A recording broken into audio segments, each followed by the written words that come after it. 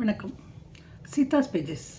இன்றைக்கி நான் ஒரு முக்கியமான விஷயம் பேச போகிறேன். அதாவது ஒரு 2-3 நாளைக்கு முன்னாடி எல்லாருமே கேள்விப்பட்டிருப்போம். கருணை கொலை அப்படின்னு சொல்லிட்டு ஹரிஷ் ராணே அப்படின்ற ஒரு 32 வயது இளைஞர் அவரை கருணை கொலை செய்ய சுப்ரீம் கோர்ட்டு அனுமதிச்சிருக்கு. அது என்ன விவரம் அப்படின்னு பார்த்தீங்கன்னா, அவர் ஒரு 18-19 வயசு இருக்கும்போது பஞ்சாப் யூனிவர்சிட்டியில் இன்ஜினியரிங் சேர்ந்திருக்காரு. ஒரு வாடகை வீட்டில் குடியிருக்காரு. அப்போ 4வது மாடியிலேருந்து ஹரிஷ் ராணே கீழே விழுந்துடுறாரு. விழுந்துட்டு ட்ரீட்மெண்ட் போது அவர் உயிர் பிழைக்கிறார். ஆனால் 100% வெஜிடேட்டிவ், ஒன்றுமே செய்ய முடியாத ஒரு உடல்நிலை. அப்படி தான் இருக்கார். அவருக்கு சாப்பாடு ஃபீடில் தான் போகுது. மூச்சு விடுறதுக்கும் செயற்கை கருவிகளை வச்சு தான் மூச்சு விட்டுட்ருக்காரு. ஸோ இந்த நிலமையில் இவங்க அப்பா அம்மா அவரை எடுத்துகிட்டு போகிறாரு. இவங்க அப்பா அம்மா, அவருடைய சகோதரர் சகோதரி, இவங்க எல்லாமே சேர்ந்து தான் இவரை பார்த்துக்கிறாங்க. அவங்க அப்பா அம்மாவுக்கு நேச்சுரலாக ஒரு பெரிய நம்பிக்கை இருந்திருக்கலாம். ஒரு வேளை கொஞ்ச நாளில் நல்லா ஆகலாம், சின்ன வயசு இல்லையா, அதனால் மேபி இது ஓவர் கம் பண்ணி வந்துடுவாரோன்ற ஒரு நம்பிக்கை இருந்திருக்கலாம்.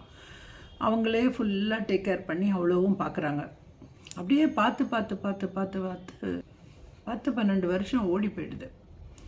அப்போ என்ன பண்ணுறாங்கன்னா, இதுக்கு மேலே அவர் படுற வேதனையும் பார்க்க முடியல. அவங்களுக்கு ஃபினான்ஷியலியும் ரொம்ப கஷ்டமாக இருக்குது, ஃபிசிக்கலாகவும் அவங்களால பார்த்துக்க முடியல. அதனால் நிறைய காரணங்கள் அவர் ஒரு ஒரு டிக்னிட்டியோட, அவர் ஒரு கண்ணியத்தோடு அவர் மரணிக்கணும் அப்படின்றதுக்காக ஹைகோர்ட்டை அணுகிறாங்க. ஹைகோர்ட்டில் அவங்களுக்கு அது அனுமதி மறுக்கப்படுது. அடுத்ததாக சுப்ரீம் கோர்ட்டுக்கு போகிறாங்க. சுப்ரீம் கோர்ட்டில் போய் போராடி நின்னும் பொழுது சுப்ரீம் கோர்ட் என்ன சொல்லுதுன்னா, ஆமாம் அவங்க பார்த்துக்கிறது கஷ்டம், பட் இதை கவர்மெண்ட்டு டேக் ஓவர் பண்ணணும், கவர்மெண்ட் எடுத்து அவரை பத்திரமா பார்த்துக்கணும் அப்படின்னு சொல்லிட்டு ஒரு ரூலிங் கொடுத்துட்றாங்க. அதுக்கப்புறமா இப்போ 13 வருஷங்கள் ஆயிடுச்சு. இன்னும் நிலைமை மோசமாகுது. அப்போ என்ன பண்ணுறாங்கன்னா, அவங்க சுப்ரீம் கோர்ட்டு போய் அணுகிறாங்க. சுப்ரீம் கோர்ட்டில் ஜஸ்டிஸ் ஜேபி பர்திவாலா அப்புறம் கேவி விஸ்வநாதன், அவங்க 2 பேரும் பெஞ்சில் இருக்கிறாங்க. ஸோ அவங்க என்ன பண்ணுறாங்கன்னா, பெஞ்ச் ஒரு கட்டளை இடுது. அதாவது அடிஷ்னல் சாலிசிட்டர் ஜெனரல் ஐஸ்வர்யா அவங்களும் supreme court advocate reshmi Nandakumar, இவங்க 2 பேரும் சேர்ந்து இது உண்மை நிலைமையை கண்டறிஞ்சு சொல்லணும் அப்படின்னு சொல்லிட்டு அவங்க 2 பேரையும் ஒரு அமைக்கிறாங்க, குழு மாதிரி அமைச்சு கேட்குறாங்க விவரங்கள். இவங்களும் ரஷ்மி ரொம்ப உண்மையாலுமே வீட்டுக்கெல்லாம் போய் அவர் கூட எல்லாம் பார்த்து எப்பவும் ஃபோனில் எல்லாம் பேசி நல்ல கான்டாக்டில் இருந்து அவங்க நிறைய உண்மையான விஷயங்களை இவங்க 2 பேருமா சேர்ந்து ஒரு அறிக்கையாக கொடுத்துடுறாங்க. ஸோ இந்த அறிக்கையினுடைய அடிப்படையில் சுப்ரீம் கோர்ட் இப்போது ரைட் டு டை, அவரை மரணிக்கிறதுக்கான ஒரு அனுமதியை கொடுத்துருக்காங்க. பேசிவ் எத்தனேஷியா அப்படின்னு சொல்கிறாங்க. அவர் ஒரு கண்ணியத்தோடு அவர் மரணிக்கிறதுக்கு உதவுறதுக்காக இந்த வேலையை செய்கிறாங்க. இதை அவங்க எய்ம்ஸ்க்கு சொல்லியிருக்காங்க. எய்ம்ஸ் டாக்டர்ஸ் இதுக்கு ஹெல்ப் பண்ணணும், அங்கே சேர்த்துட்டு இதை ஹெல்ப் பண்ணணும் அப்படின்னு சொல்லி அவங்க ஜட்ஜ்மெண்ட் கொடுத்துருக்காங்க. அதே மாதிரி ஜட்ஜ்மெண்ட்டில் இன்னொன்று சொல்லியிருக்காங்க, இது அவங்க பேரண்ட்ஸ் அவங்க மரணத்துக்கு வழிவகுத்தாங்க அப்படின்னு நம்ம நினைக்கக்கூடாது. அவர் மரணம் கண்ணியத்தோடு நடக்கணும் அப்படின்றதுக்காக அவங்க பண்ணியிருக்காங்க. இத்தனை வருஷம் அவங்க கடுமையான உழைப்பை வச்சு அவரை காப்பாற்றிருக்காங்க. ஸோ இப்போ கண்ணியத்தோடு அவர் மரணிக்கிறதுக்காக இங்கே வந்திருக்கிறாங்க அப்படின்னு சொல்லி இந்த ஜட்ஜ்மெண்ட்டை கொடுத்துட்டு கூடவே சென்ட்ரல் கவர்மெண்ட்டுக்கிட்ட ஒரு ரெக்வஸ்ட்டும் வைக்கிறாங்க. இது ஒரு நல்ல சட்டமாக, இது நல்ல ஒரு ஆராய்ச்சி செய்து இது ஒரு சட்டமாக இயற்றணும் அப்படின்னு சொல்லிட்டு ஒன்று கேட்டிருக்காங்க. இது இப்போ இவங்க சொல்லியிருக்காங்க இல்லையா, இவங்க மரணிக்கிறதுக்கு வழி அப்படின்னு சொல்லியிருக்காங்க இல்லையா, இது மெடிக்கலி 3 வகையான வழிகள் சொல்கிறாங்க. பேசிவ் எத்தனேஷியா அப்படின்றாங்க. ஸோ இதில் தான் பேசிவில் தான் அந்த உயிர் காக்கும் கருவி, அந்த ஆக்சிஜன் அண்ட் ஃபீடை மட்டும் எடுக்கிறது அப்படின்றது தான் அந்த மெத்தட். அடுத்தது ஆக்டிவ் யுத்தனேஷியா அப்படின்னு சொல்கிறாங்க. அதில் என்னென்னா, மருத்துவர் ஒரு ஊசியை போட்டோ இல்லை வேறு ஏதாவது ஒரு வழியிலோ அவர் மரணிக்கிறதுக்கு ஹெல்ப் பண்ணுவார். அதுதான் ஆக்டிவ்னு சொல்கிறாங்க. 3வது இன்னொரு வழி சொல்கிறாங்க, அது ஃபிசிஷியன் எய்டட் சூசைட் அப்படின்னு சொல்கிறாங்க. இந்த முறையானது நம்முடைய நாட்டில் செயல்பாட்டில் இல்லை. ஸோ இப்போ இவங்க சொல்லியிருக்கிறது பேசிவ் தான் சொல்லியிருக்காங்க. ஸோ இந்த முறையில் போகுது. இது இந்த ஒரு மரணத்தின் வாயில் இருக்கிறவருக்கு அவருக்கு ஒரு கண்ணியத்தோடு இறக்கிறதுக்கான ஒரு வழியாக இது சொல்லப்படுது. ஆனால் நமக்கு நிறைய பேருக்கு தெரியாத இன்னொரு விஷயம் வந்து லிவிங் வில் அப்படின்னு சொல்கிறது. லிவிங் வில் அப்படின்றது என்ன அப்படின்னு சொன்னால், ஒருத்தர் உயிரோடு இருக்கும் பொழுதே அவர் வந்து தான் ஒரு மரணத்தை நோக்கி ஒரு அந்த கட்டத்தில் ஒரு மரணிக்கிற நிலையில் இருக்கும் பொழுது தான் எப்படி மரணிக்கணும் அப்படின்றத முன்கூட்டியே அவர் வந்து ஒரு வில்லை எழுதி வைக்கிறது தான் லிவிங் வில்.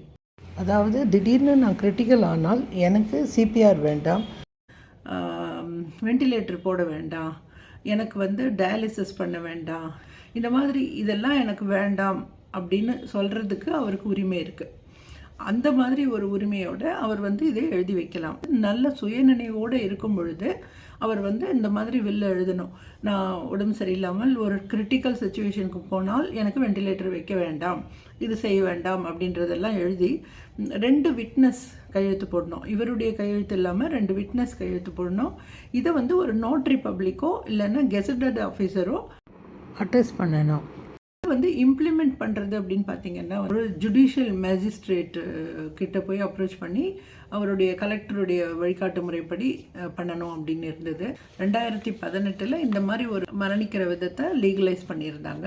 2023 இன்னுமே அதை சிம்பிளிஃபை பண்ணிட்டாங்க. அதாவது இந்த டிஸ்ட்ரிக்ட் கலெக்டர்கிட்ட போகிறதையோ இந்த ஜுடிஷியல் மேஜிஸ்ட்ரேட்டை போகிறது வந்து எடுத்துட்டாங்க. ஆனால் இன்னி வரைக்கும்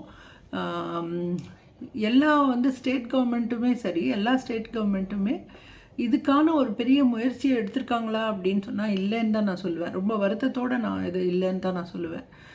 எனக்கு தெரிஞ்சு இல்லை அப்படின்னு தான் நான் சொல்லுவேன். ஏன்னா எனக்கு தமிழ்நாட்டில் எனக்கு தெரிஞ்சு சில பேர் எல்லாம் ட்ரை பண்ணாங்க, அவங்களுக்கு வந்து முடியவே இல்லை. அதாவது இது வந்து நீங்கள் சுயநினைவோடு இருக்கும் பொழுது எழுத வேண்டிய விஷயம். சுயநினைவே போகிற வரைக்கும் கூட அதை இம்ப்ளிமெண்ட் பண்ண முடியாமல் அவஸ்தைப்பட்டவங்கலாம் எனக்கு தெரியும். ஸோ இந்த சட்டம் வந்து நான் ரொம்ப கெஞ்சி கேட்டுக்கிறது நம்முடைய தமிழ்நாடு அரசுக்கும் மற்ற அரசுகளுக்குமே நான் கேட்டுக்கிறது, இதை வந்து கொஞ்சம் எளிமையாக்கி இதை பாசிபிலிட்டி கொடுக்கணும். ஒரு நல்ல சட்டமும் ஏற்றி யார்கிட்ட இதை ரெஜிஸ்டர் பண்ணுறது, யார் பாதுகாக்க வேண்டியது, இந்த வில்ஸை வந்து யார் வச்சுக்க போகிறாங்க, யார் இம்ப்ளிமெண்ட் பண்ண போகிறாங்க, இதெல்லாம் வந்து கொஞ்சம் நல்லபடியாக ஒரு சட்டம் ஏற்றி நல்லபடியாக இந்த பொறுப்புகளை கொடுத்தா இதால் பண்ண முடியும் அப்படின்னு நான் நினைக்கிறேன். ஒரு குடும்பத்தாரோட ஆலோசிச்சுட்டு அவங்கள எல்லாரையும் சம்மதிக்க வச்சுட்டு அந்த மாதிரி ஒரு வில் எழுதினார்னா அது வந்து ரொம்ப ஈஸியாக இம்ப்ளிமெண்ட் பண்ண முடியும் அப்படின்னு சொல்கிறாங்க. அதாவது ஒரு வெஜிடேட்டிவ் ஸ்டேட்டுக்கு போயிடுறாரோ இல்லை வந்து சுயநினைவை இழந்து போயிடுறாரோ அந்த மாதிரி நிலைமையில் அவரால் இந்த டெசிஷன் எடுக்க முடியாத போது இதை இவர் வந்து பண்ணியிருந்தார்னா இவரை பாதுகாக்கிற பாதுகாவலரோ இல்லைன்னா இவர் பொறுப்பேற்றுக்கிட்டு இவரை கவனிச்சிட்டு இருக்காங்க இல்லையா, அம்மாவோ இல்லை எந்த சுற்றத்தாரோ யாரோ, அவங்க யாருன்றதையும் அவர் முதல்ல அதுலேயே வெளியில் எழுதியிருந்தாருன்னா இன்னுமே ஈஸியாக முடியும். ஸோ அவங்க வந்து ஒத்துக்கிட்டாங்கன்னா இதை வந்து பண்ண முடியும். இதே மாதிரி அவங்களுக்கு ஒரு கண்ணியத்தோடு கூடிய ஒரு மரணத்தை கொடுக்க முடியும். எல்லா தனியார் மருத்துவமனைகள் ஆகிப்போச்சு, எல்லா மருத்துவ வசதியுமே ரொம்பவே எல்லாமே கிடைக்குது. ஆனால் எல்லாமே ரொம்ப காஸ்ட்லியாக இருக்குது. நீங்கள் இன்சூரன்ஸ் எல்லாம் எடுத்தால் கூட எல்லாமே கவர் ஆகிறது கிடையாது. நீங்கள் வந்து ஒரு அவசரம்னும் போது நம்ம நினைக்கிற ஹாஸ்பிட்டலில் கூட சேர்க்க முடியறதில்ல. பல நேரங்களில் வந்து பக்கத்தில் இருக்கிற ஹாஸ்பிட்டலில் தான் சேர்க்க வேண்டியிருக்கு. இந்த மாதிரி சேர்க்கும்போது சில மருத்துவமனைகளில் ரொம்ப கிரிட்டிக்கலாக இருக்கார், அவரை காப்பாற்ற முடியாதுன்னு தெரிஞ்சும் கூட சில வேண்டாத சிகிச்சை முறைகளை கொடுக்கப்படுது. ஆனால் லிவிங் வில் எழுதுறது மூலமாக நம்ம கிரிட்டிக்கல் ஆகும்போது நமக்கு வேண்டாத, நமக்கு ரொம்ப துன்பம் கொடுக்குற சிகிச்சை முறையெல்லாம் வேண்டாம் அப்படின்றத நம்ம இப்போவே எழுதி வச்சிடலாம். இவர் நல்ல மனநிலையில் சுயநினைவோட யாருடைய வற்புறுத்தலும் இல்லாமல் எழுதினாரா அப்படின்றது என்ஷூர் பண்ண வேண்டியது ஒரு விஷயம் இருக்குது.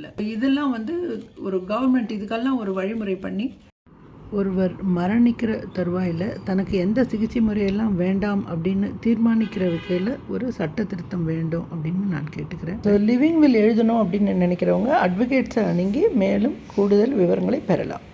நன்றி, வணக்கம்.